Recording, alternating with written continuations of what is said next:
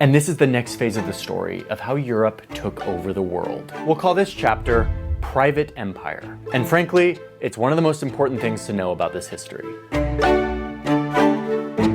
Remember that European imperialism started as a desire for trade, to trade with big empires in the East. Then, surprise, we found all this land, we'll call it unclaimed, and we'll start claiming it while dehumanizing the natives in the process, remember, okay?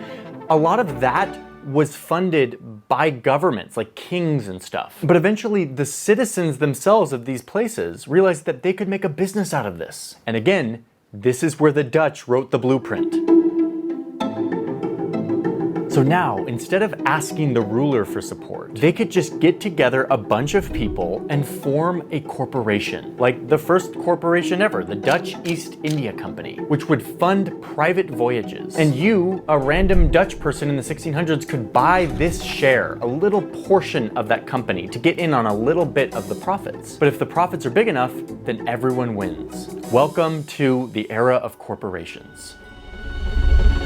So now you have the Dutch with their new Kickstarter campaign, crowdfunding their private empire, totally exceeding their goal. And these Dutch corporate sailors set out on the tried and true routes that they already knew, arriving to Indonesia, where they showed up not to convert people to Jesus necessarily, but to harvest cloves and peppers as efficiently as possible, and to come home and to sell them for a profit and fatten the pockets of the shareholders who funded the whole journey. This isn't like a surprising novel model to us today, because this is how the world runs.